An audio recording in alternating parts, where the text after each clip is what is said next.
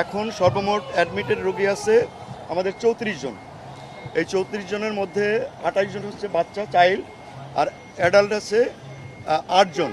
এই 8 জনের মধ্যে 5 জন মহিলা এবং 3 জন পুরুষ।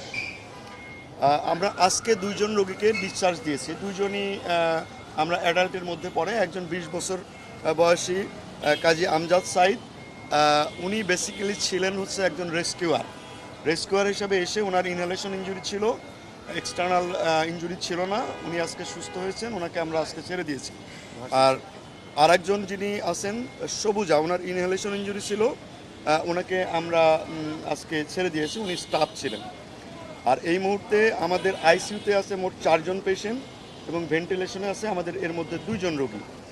আর আমাদের মেল এইচডিউতে আছে 3 জন রোগী, ফিমেল এইচডিউতে আছে 6 জন রোগী, পোস্ট অপারেটিভ ওয়ার্ডে আছে 8 জন রোগী এবং কেবিনে আমাদের 12 জন রোগী। এর মধ্যে আমাদের ক্রিটিক্যাল কন্ডিশনে আছে আমাদের 4 জন রোগী, যেটা গতকালকেও ছিল, এবং সিভিয়ার কন্ডিশনে আছে আমাদের 9 জন রোগী।